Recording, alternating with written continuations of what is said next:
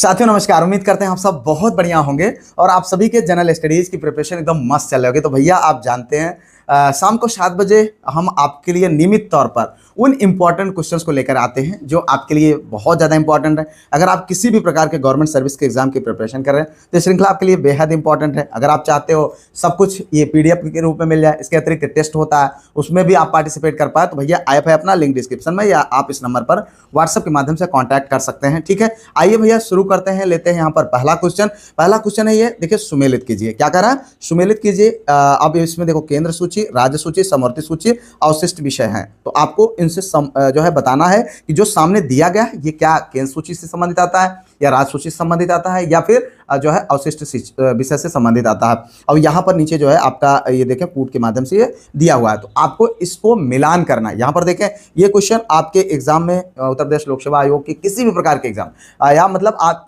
जानते हैं कि ये क्वेश्चन बहुत बार कई अलग अलग टाइप के एग्जाम्स में पूछा जा चुका है, तो बहुत इंपॉर्टेंट है। और आप यहाँ पर बताइए सही विकल्प क्या होगा। अगर आपको पता है, ना पता हो तो मेरे बताने के बाद कमेंट में लिख दीजिएगा। ठीक है, तो यहाँ पर देखिए जो भैया सही विकल्प है वो पहला वाला ऑप्शन है। जी हाँ, ये वाला ऑप्शन आपका पहला सही है। तो यहाँ पर देखते हैं सही क्या बता रहा ये। जी हाँ, यानी केंद्र सूची के अंतर्गत क्या आता है? जनगणना आता है। ठीक है, आप देखो यहाँ पर B1 हो गया, ये देखो राज्य सूची, पुलिस और सार्वजनिक जो है व्यवस्था से संबंधित आता है, बिल्कुल जानते हैं।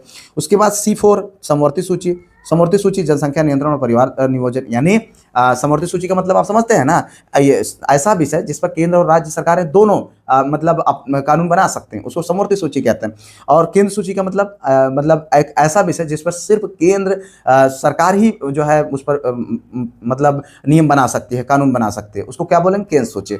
और राज्य सूची मतलब कोई ऐसा विषय जिस पर सिर्फ राज्य सरकारें ही कानून बना सकते हैं, उसको राज्य सूची कहा जाता है। आप देखो यहाँ पर अगला आगे अवशिष्ट विषय, अवशिष्ट विषय के अंतर्गत ये आ जाएगा भैया अंतरिक्ष अनुसंधान। ठीक है, तो इतना ये सारी चीजें हैं, आपको इससे संबंधित इतना जानना चाहिए था।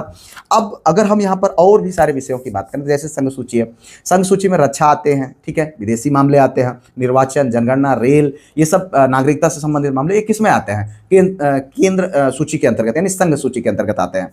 तो इसको आपको ध्यान रखें। अब देखो मैं यहाँ पर कह रहा हूँ कोई जरूरी नहीं कि इससे अलग जो है अलग और भी जो संबंधित चीजें हैं वो क्वेश्चन आपके एग्जाम में पूछा जा सकता है, इसलिए आप सबके लिए तैयार है। राज्य सूची की अगर हम बात करें तो पुलिस और सार्वजनिक जो मामले हैं, ये सब व्यवस्था, लोक व्यवस्था जिसको कहते हैं, ये कारागार, मत्स्य यानी मछली से संबंधित, कृषि, न्याय, इन सारी चीजों से संबंधित कानून कौन बनाता है? राज्य सरकार बना सकता है भाई। ठीक है, अब समवर्ती सूची की जब हम बात करते हैं तो जनसंख्या नियंत्रण और परिवार नियोजन, जिस पर केंद्र और राज्य दोनों जो है कानून बना सकते हैं। शिक्षा, दंड, प्रक्रिया और संहिता, अब इन पर कौन बनाता है? समवर्ती सूची के अंतर्गत ये आते हैं। ठीक है, केंद्र और राज्य दोनों। अवशिष्ट विषय में अंतरिक्ष अनुसंधान आ गया। ठीक है, अब हम आपसे एक सवाल जानना चाहेंगे, अगर मान लीजिए समवर्ती सूची में केंद्र और राज्य के कानून में टकराव होगा तो कौन सा कानून किसका माना जाएगा? तो अगर आपको आंसर पता हो कमेंट लिखिए भाई फटाफट। ठीक है, संविधान के किस अनुच्छेद द्वारा प्रत्येक नागरिक के लिए संविधान का अनुपालन करना और उनके आदर्शों, संस्थाओं, राष्ट्रध्वज और राष्ट्रगान के लिए सम्मान प्रदर्शित करना एक कर्तव्य घोषित किया गया है? ठीक है, तो बहुत इंपॉर्टेंट है भाई। By which article of constitution has it been declared a duty for every citizen to abide by the constitution and respect its ideals, institutions, national flag and national anthem? ठीक है, अनुच्छेद 51 का 6 के अंतर्गत, ठीक है, 51 का अंगा के अंतर्गत, यहाँ पर ई, ठीक है, अनुच्छेद 51 का घ के अंतर्गत, अनुच्छेद 51 का के अंतर्गत। तो बताओ ये किसके अंतर्गत? मतलब इतना घुस करके चीजें को पूछा गया है, एग्जाम में पूछा जाता है भाई। ठीक है, ये देखो उत्तर प्रदेश लोक सेवा आयोग के ही एग्जाम में पूछा गया, तो इसलिए आप इसके लिए तैयार रहें। ठीक है, ये जो सही विकल्प है तो वो है आपका ये वाला। ठीक है, 51 जो है का के अंतर्गत ये पूछा गया है। 42वें संविधान संशोधन आप जानते हैं कब हुआ था? जो है 42 1976 में, ठीक है, के द्वारा अनुच्छेद 51A के अंतर्गत जो है एवं भाग 4A जोड़े गए हैं। ठीक है, इसमें जो है प्रत्येक नागरिक के लिए मूल कर्तव्य बताए गए हैं।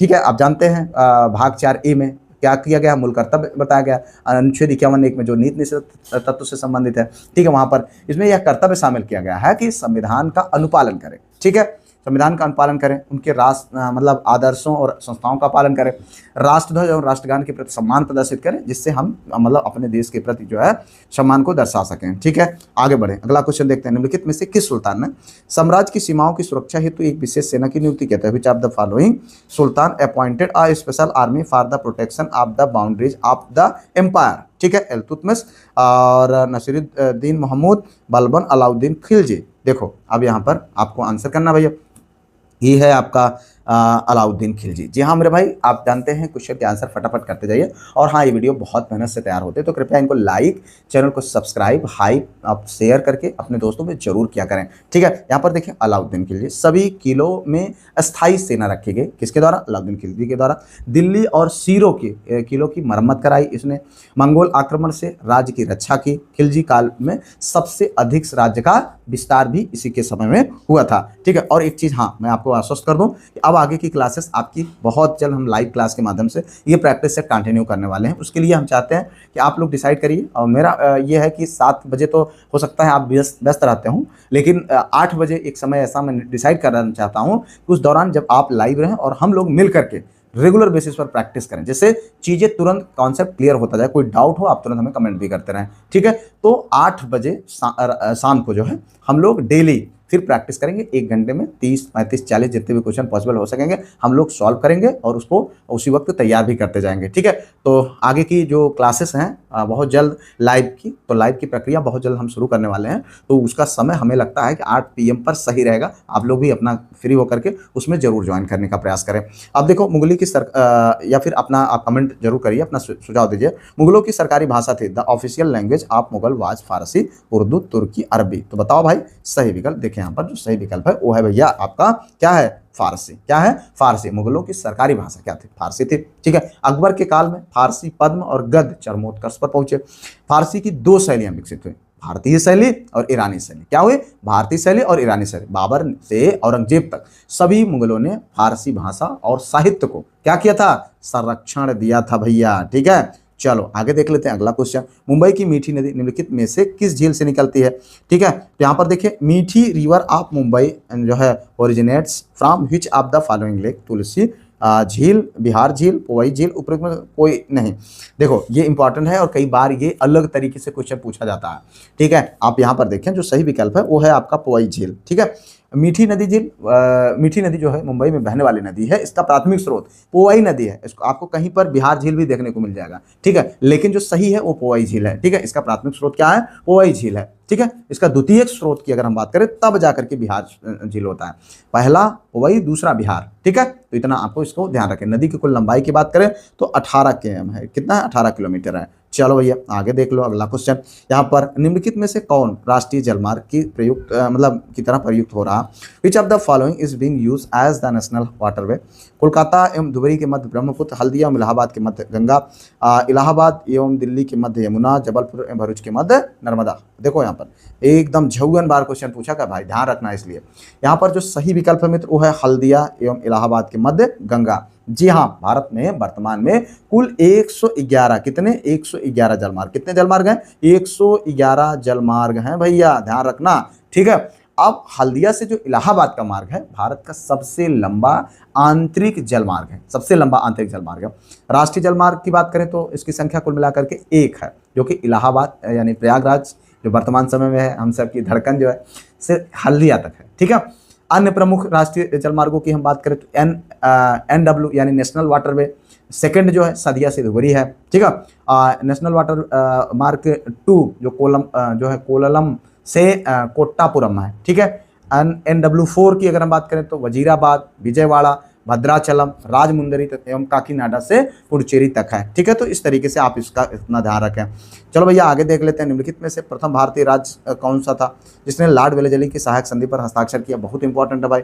ठीक है, तो अब देखो यहाँ पर कई बार हमने इसको जिक्र भी किया है। Which of the following was the first Indian state to sign the subsidiary alliance of Lord Wellesley? Surat, Hyderabad, Mysore, Awadh.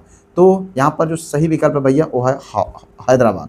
जी हाँ, अगर हम बात करें तो लॉर्ड वेलेस्ली साम्राज्य की जो विचारधारा थी, उसकी साम्राज्यवादी जो विचारधारा थी, उसमें सहायक संधि में के प्रावधान थे और भारतीय राज्यों के विदेशी संबंध कंपनी के अधीन होंगे, बड़े राज्य अंग्रेजों के अधीन सेना रखेंगे। तो ये जो था ये किसके अंतर्गत है? राज्य जो है कंपनी की अनुमति के बिना किसी यूरोपीय को नौकरी नहीं देंगे, ठीक है।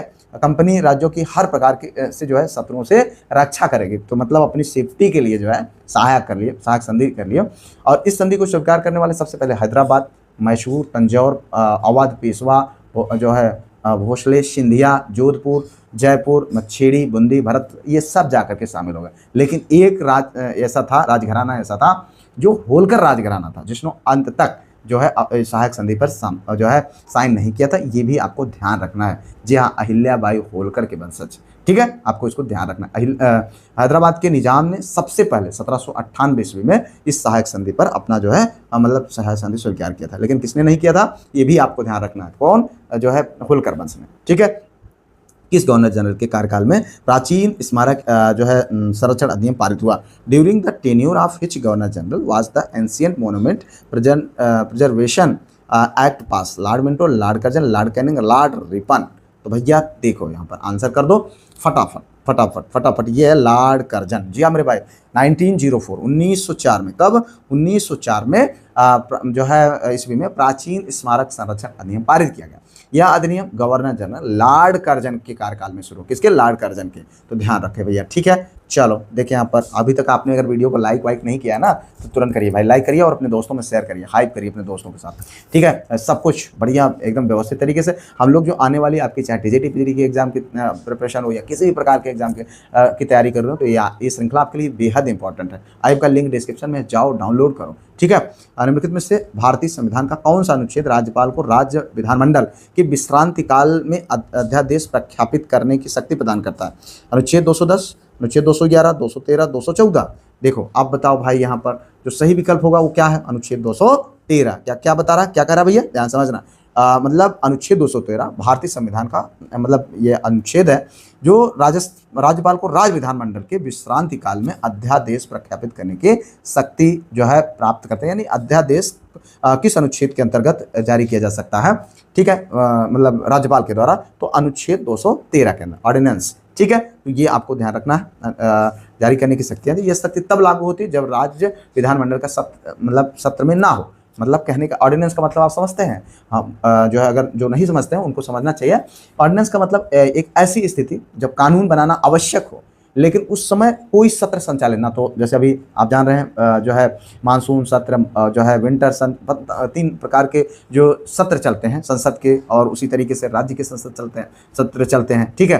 तो अगर बाय द वे जब सत्र ना चल रहा हो संसद या विधानसभा का, उस दौरान किसी आवश्यक कानून को बनाना हो, किसी जरूरी तरीके से कानून बनाना पड़ जाए, तो फिर राज्यपाल को या राज्य स्तर पर और जो है केंद्र स्तर पर राष्ट्रपति को एक विशेषाधिकार होता है। उसके अंतर्गत वो जो है ऑर्डिनेंस ला करके कानून बना सकते हैं। और जब कानून बनाते हैं तो उसको 6 महीने के अंदर राज्यसभा मतलब राज्य विधानमंडल के द्वारा यहाँ पर और संसद के द्वारा केंद्र स्तर की, यानी अलग अलग। जैसे मान लीजिए राष्ट्रपति ने कोई कानून बनाया है तो उसको संसद स्तर पर विदिन 6 मंथ उसको पारित होना अनिवार्य हो जाता है। यानी 6 महीने में तो भाई सत्र ही करेगा, और जब सत्र आएगा तब उसको पारित करा ले, तब वो कानून का रूप ले लेगा। अगर मान लीजिए वहाँ पर फेल हो गया तो कानून खत्म हो जाएगा, ठीक है।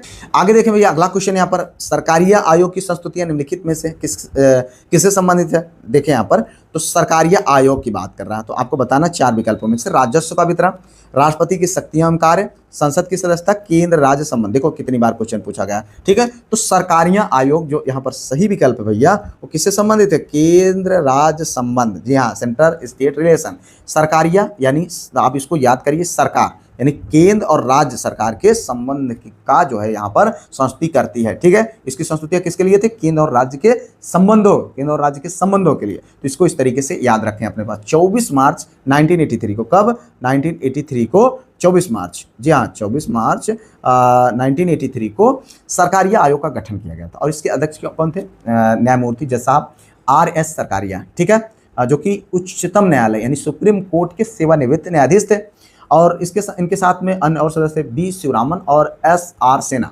इनका उद्देश्य था केंद्र और राज्यों के बीच संबंधों का पर सुझाव देना, ठीक है। केंद्र और राज्यों के संबंधों पर सुझाव देने के लिए इस आयोग का गठन किया था। और इन्होंने अपना जो रिपोर्ट था अक्टूबर 1987 में, कब? 4 साल में भेजा था भैया, 4 साल 6 महीने में। बताओ इतना लंबा समय लगा दिया। ठीक है, रिपोर्ट में कुल 247 सिफारिशें दी गई और रिपोर्ट पर जो है रिपोर्ट का जो सार था वो जनवरी 1980 में, कब 1988 में क्या हुआ, आधिकारिक रूप से जारी किया गया। चलो भाई आगे देख लेते हैं अगला क्वेश्चन यहाँ पर। यह है निम्नलिखित में से किस देश समूह की सीमा इजराइल से लगी हुई है? Which of the following group of countries shares border with Israel? Lebanon, Syria, Jordan, मिस्र, Turkey, Jordan, Cyprus, Lebanon, Syria, Turkey, Jordan और टर्की, सीरिया, इराक एवं जॉर्डन।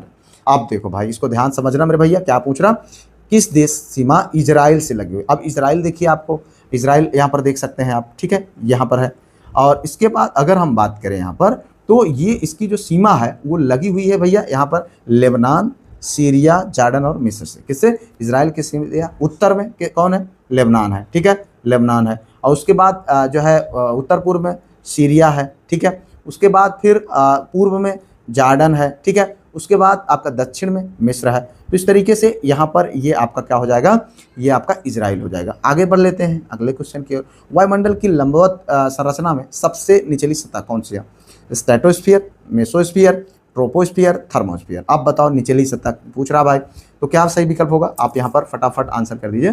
जो सही विकल्प है वो है भैया स्ट्रेटोस्फीयर। जी हाँ, स्ट्रेटोस्फीयर। वायुमंडल की 5 परतें होती हैं, ठीक है। कितनी? 5 परतें होती हैं। पहला क्या है? क्षोभ मंडल, जिसको क्या बोला जाता है? ट्रोपोस्फीयर। क्षोभ मंडल को क्या बोला जाता है? ट्रोपोस्फीयर। समताप मंडल को क्या बोला जाता है? स्ट्रेटोस्फीयर। ओजोन मंडल को क्या बोला जाता है? ओजोनोस्फीयर। और आयन मंडल को क्या बोला? आयनोस्फीयर बोला जाता है। और वायुमंडल का एक्सोस्फीयर बोला जाता है। तो इनमें सबसे निचली जो परत है वो क्या है? आपका ट्रोपोस्फीयर है, ट्रोपोस्फीयर, ठीक है। तो ये ट्रोपोस्फीयर। अब इसी परत में लगभग सभी मौसमी जो घटनाएं होती हैं वो इसी परत में होती हैं, ठीक है। चलो भाई आगे देख लेते हैं अगला क्वेश्चन। पृथ्वी का सर्वाधिक बृहद पारिस्थितिक तंत्र निम्नलिखित में से कौन है? Which of the following is the largest ecosystem of earth? जल मंडल, जियोम, स्थल मंडल और जैव मंडल, ठीक है। देखो भाई अब यहाँ पर कमेंट करिएगा फटाफट, जैव मंडल। जी हाँ, तो अब लाइव क्लासेस होंगे तो उसमें आप भी कमेंट करेंगे तो हमें भी बहुत अच्छा लगेगा, ठीक है। आप भी तैयार रहेंगे और मजा आएगा, बहुत अच्छा लगेगा। I am very excited. पृथ्वी का सबसे बृहद पारिस्थितिक तंत्र क्या है? जैव मंडल, ठीक है, बायोस्फीयर है। और जलमंडल का केवल जो है जलीय पारिस्थितिक तंत्र को दर्शाता है, ठीक है। कौन? जलमंडल। और अगर हम बात करें जियोम, जियोम क्या होता है? एक क्षेत्र विशेष की पारिस्थितिक इकाई को बताता है। स्थल मंडल की अगर हम बात करें तो ये भी इसी तरीके से केवल स्थलीय क्षेत्र को शामिल करता है। लेकिन जो जैव मंडल होता है वो क्या है? जैव मंडल जो है ये पूरे संपूर्ण पृथ्वी की सतह पर फैला जो जीवन आवरण है उसको दर्शाता है। इसमें 3 संगठनों में बना होता है, जिसमें क्या होता है? जैविक संगठन, अजैविक संगठन, ऊर्जा संगठन, तीनों संगठन इसमें शामिल होते हैं, ठीक है। तो देखो यहाँ पर अगला क्वेश्चन, 14 जनवरी 2025 में कौन सा देश ब्रिक्स का पूर्ण सदस्य बना? ठीक है, मिस्र, इंडोनेशिया, ईरान, संयुक्त अरब अमीरात, ठीक है। देखो भाई फटाफट करिए आंसर। सही विकल्प है इंडोनेशिया। अगर हम बात करें यहाँ पर 6 जनवरी 2025 को इंडोनेशिया जो है क्या हुआ है? अभी रिसेंट का करंट अफेयर का क्वेश्चन है भाई, ध्यान रखना, ठीक है। तो इंडोनेशिया आधिकारिक रूप से ब्रिक्स का पूर्ण सदस्य बन गया है। दक्षिण पूर्व एशिया का अगर हम बात करें तो पहला राष्ट्र है जिसने जो है ब्रिक्स की सदस्यता प्राप्त किया। अगस्त 2023 में जोहानिसबर्ग में हुए ब्रिक्स शिखर सम्मेलन में इसकी सदस्यता को मंजूरी मिल गई है। आगे बढ़ते हैं भैया, अगला क्वेश्चन यहाँ पर देखिए, विश्व जैव विविधता दिवस कब मनाया जाता है? यानी वर्ल्ड बायोडाइवर्सिटी डे। जी हाँ, सेलिब्रेटेड कब? मार्च 22, मई 22, जून 23 और अप्रैल 16, यानी 16 अप्रैल, 23 जून, 22 मई, 22 मार्च। आंसर करना भैया। देखिए यहाँ पर जो सही विकल्प है वो है भैया 22 मई। जी हाँ, जैव विविधता पृथ्वी पर पाए जाने वाले जीवों की विविधता है। जैव विविधता शब्द का प्रयोग WG रोशन 1985 में, कब? 1985 में मतलब हुआ था। जैव विविधता के संरक्षण के महत्व को प्रचारित करने हेतु प्रतिवर्ष 22 मई को जैव विविधता मतलब विश्व जैव विविधता दिवस मनाया जाता है। यह दिवस संयुक्त राष्ट्र द्वारा स्वीकृत है, ठीक है। चलो भैया आगे देख लेते हैं अगला क्वेश्चन। जेट इंजन की कार्य प्रणाली निम्न में से किस एक के संरक्षण सिद्धांत पर निर्भर करती है? ऊर्जा, द्रव्यमान, रेखीय संवेग, कोणीय संवेग। देखो कितनी बार क्वेश्चन पूछा गया, तो फिजिक्स का क्वेश्चन भाई, बताओ फटाफट, ठीक है। तो सही विकल्प क्या है? रेखीय संवेग। यानी यहाँ पर देखिए लाइनर जो है मोमेंटम, ठीक है, रेखीय संवेग। जेट इंजन रेखीय संवेग संरक्षण सिद्धांत पर काम करते हैं। सिद्धांत की बात करें तो यदि किसी निकाय पर कोई बाहरी बल ना लगे तो उसका कुल संवेग नियत रहता है, ठीक है, फिक्स रहता है। इंजन से उच्च वेग से गैसों का निकास पीछे की ओर होता है और इसके परिणाम स्वरूप क्या होता है? संवेग के संरक्षण हेतु इंजन जो है विमान आगे की ओर बढ़ता है, ठीक है। चलो भाई आगे बढ़ते भाई, अगला क्वेश्चन यहाँ पर देखिए, निम्नलिखित तत्वों में से कौन सर्वाधिक यौगिक निर्माण करता है? तो देखिए हाइड्रोजन, कार्बन, नाइट्रोजन, ऑक्सीजन, ठीक है। फटाफट आंसर करिए इसका भी भाई। देखिए यहाँ पर जो सही विकल्प है वो है भैया कार्बन। क्या है? कार्बन। जी हाँ, कार्बन सर्वाधिक यौगिक बनाने वाला तत्व है। क्या है? सर्वाधिक यौगिक बनाने वाला तत्व। कार्बन की जो चतुस्संयोजता यानी अगर हम बात करें टेट्रावैलेंसी जो है और श्रृंखला निर्माण क्षमता, ठीक है, के कारण असंख्य असंख्य जो है यौगिक बनते हैं। ठीक है, हाइड्रोजन, नाइट्रोजन और ऑक्सीजन अपेक्षाकृत कम यौगिक बनाते हैं। ठीक है भैया, चलो आगे देखते हैं। फेफड़ों में गैसीय विनिमय का स्थल है। The site of the gaseous exchange in lungs is tracheoles और ब्रांकियोल्स, पल्मोनरी सिराएं, अल्वियोलाई। ठीक है भाई, देखो यहाँ पर आप फटाफट आंसर करो। तो जो सही विकल्प है मित्र वो है एल्वियोलाई, एल्वियोलाई। ठीक है, फेफड़ों में गैसीय विनिमय का स्थल जो है एल्वियोलाई यानी वायु कोशिका। एल्वियोलाई श्वसन तंत्र की संरचनात्मक एवं जो है कार्यात्मक इकाई है। ध्यान समझिएगा, एल्वियोलात्मक की अगर ये एल्वियोलाई की अगर हम बात करें तो ये भैया श्वसन तंत्र की एक संरचनात्मक एवं कार्यात्मक इकाई है। श्वास द्वारा ली गई हवा जैसे ट्रेकिया, जैसे विंड पाइप, और उसके बाद जो है ब्रोंकियल ट्यूब अल्वियोलाई तक पहुंचती है। चलो भाई आगे देख लेते हैं अगला क्वेश्चन। मेलानिन हमारे शरीर की रक्षा करते हैं। ठीक है, और रक्त किरणों से, पराबैंगनी किरणों से, एक्स किरणों से, पराश्रव्य तरंगों से। ठीक है, चलो अब देखो यहाँ पर जो सही विकल्प बता रहा हूँ वो क्या है? अल्ट्रा वायलेट किरणों से। जी हाँ, अगर हम बात करें मेलानिन, मेलानिन क्या करता है? यह एक प्राकृतिक पिगमेंट है। ठीक है, यह मनुष्यों में बालों, त्वचा और जो है आंखों की को रंग देता है। ठीक है, मेलानिन की कमी होने पर आंखों का रंग क्या होता है? हरा नीला हो जाता है। बालों का रंग सुनहरा हो जाएगा भैया, मेलानिन की कमी हो जाएगी, जो बढ़िया रंगा सियारे से रंग के डालते हैं। ठीक है, त्वचा का रंग क्या हो जाएगा? सफ़ेद हो जाएगा। मुख्य कार्य क्या होता है इनका? सूर्य की जो हानिकारक पराबैंगनी किरणें होती हैं उनसे रक्षा करना। पराबैंगनी किरणें कोशिकाओं को नुकसान पहुंचाकर कैंसर जैसे रोग उत्पन्न कर सकती है। ठीक है, तो ये आप इस पर ध्यान रखें। आगे देखते हैं अगला क्वेश्चन। डीएनए के कुंडलित प्रारूप को पहली बार किसने जो है प्रस्तावित किया था? यहाँ पर देखिए, Watson and Crick, Fisher and Haldane और Lamarck and Darwin, Hugo de Vries. ठीक है, कौन है भाई ये?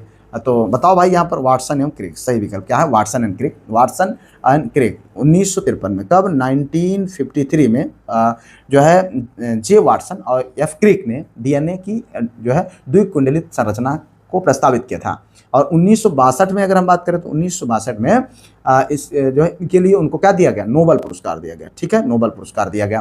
अब बात करें डीएनए की, तो डीएनए मुख्यतः जो है क्या होता है? केंद्रक में पाया जाता है। ठीक है, न्यूक्लियस में पाया जाता है, किंतु इसकी थोड़ी मात्रा जो है माइटोकॉन्ड्रिया और हरित लवक में भी होती है।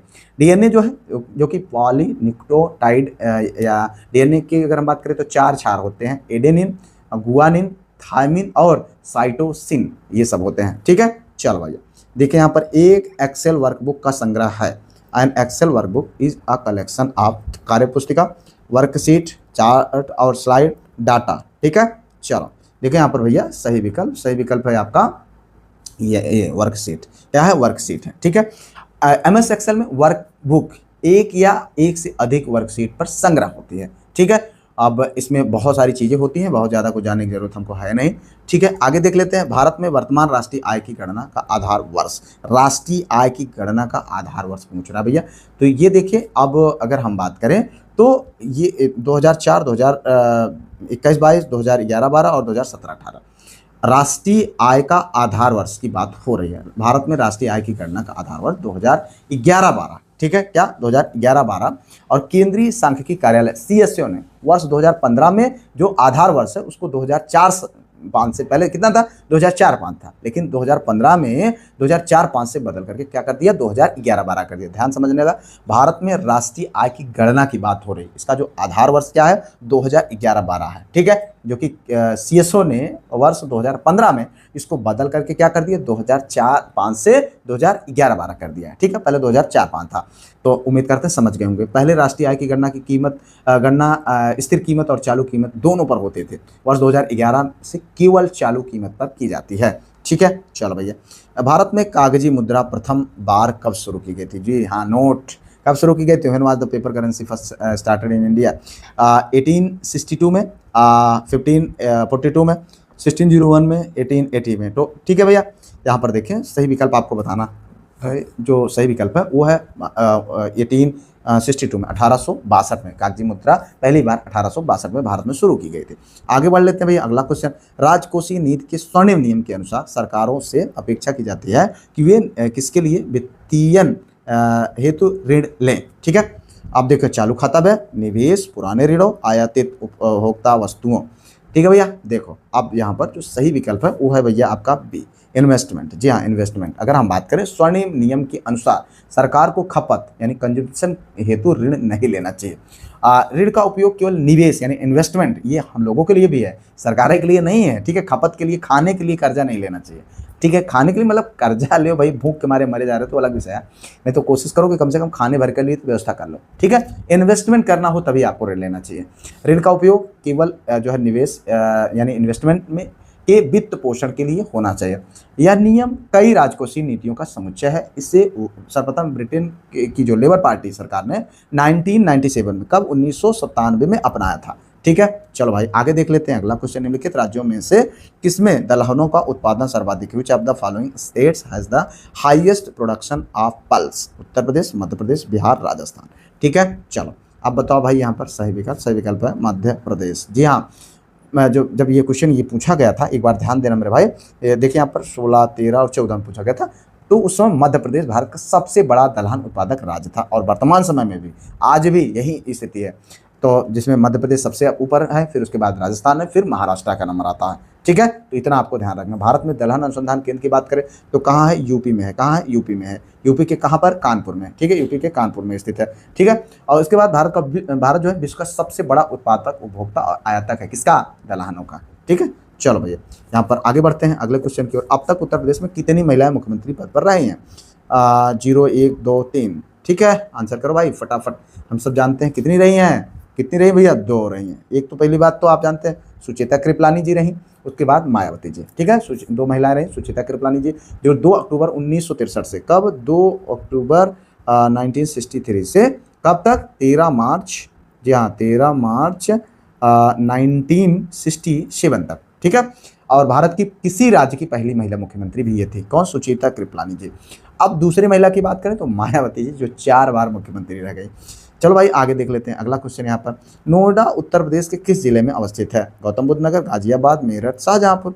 तो भाई बताओ नोएडा कहाँ है? नोएडा है भैया गौतम बुद्ध नगर। जी हाँ, नोएडा उत्तर प्रदेश के गौतम बुद्ध नगर जिले में स्थित है। यह राष्ट्रीय राजधानी क्षेत्र यानी NCR, ठीक है, NCR नेशनल कैपिटल रीजन का हिस्सा है। नोएडा और ग्रेटर नोएडा दोनों गौतम बुद्ध नगर जिले में आते हैं। ठीक है, ध्यान रखना। आगे देखते हैं भैया अगला क्वेश्चन। अप्रैल 2025 में कौन जो है सिनेरियो सा बैंक ट्रेन में ATM लगाने वाला पहला बैंक बना है? Which bank become the first bank to install an ATM in train in April 2025? Bank of Baroda, Bharatiya state bank, bank of Maharashtra, bank of Baroda. Train में भैया, ट्रेन में। जी हाँ, तो क्या सही विकल्प है यहाँ पर? Bank of Maharashtra. अप्रैल 2025 में बैंक ऑफ महाराष्ट्र ट्रेन में ATM लगाने वाला पहला बैंक बना। यह ATM मुंबई, मनमाड, पंचवटी एक्सप्रेस में लगाया गया। यह भारत में पहली बार हुआ कि भारतीय रेलवे के किसी भी ट्रेन में ATM लगाया गया है। ठीक है, अब आगे बढ़ते हैं अगला क्वेश्चन की ओर। महावीर का प्रथम अनुयायी कौन बना? जामाल, यशोदा, अड़ोजा, त्रिशला। ठीक है, देखो यहाँ पर सही विकल्प क्या होगा भैया, आपको बताना है। सही विकल्प है जमाल। क्या है? जमाल। महावीर का जन्म कब हुआ? 599 ईस्वी में। कब? 599 ईस्वी पूर्व में, ईस्वी में नहीं, ईस्वी पूर्व में, वैशाली के निकट कुंड ग्राम में हुआ था। ठीक है, पिता का नाम सिद्धार्थ और माता का नाम क्या था? त्रिशला था। पत्नी जो है यशोदा, पुत्री अड़ोजा, दामाद जमाल थे। ठीक है, इनके प्रथम अनुयायी भी बने और उसके बाद जमाल ने ही जैन धर्म में पहला भेद उत्पन्न किया। महावीर को 42 वर्ष की आयु में जो है जामिक ग्राम ऋजुपालिका नदी के तट पर ज्ञान प्राप्त हुआ और मृत्यु के बाद जैन संघ का प्रथम जो है प्रमुख जो है सुधर्मा बन गया। कौन बना? सुधर्मा बना। ठीक है, चलो भैया आगे बढ़ते हैं। होयसल वंश के प्रथम स्वतंत्र शासक विष्णुवर्धन ने अपनी राजधानी कहाँ बनाई? ठीक है, रामेश्वरम, महाबलीपुरम, द्वार समुद्रम, तंजौर। देखो भैया यहाँ पर आंसर करते रहो फटाफट। तो सही विकल्प भैया द्वार समुद्रम। जी हाँ, द्वार समुद्रम। होयसल वंश का प्रथम स्वतंत्र शासक विष्णुवर्धन बना। उसने अपनी राजधानी द्वार समुद्रम में स्थापित की।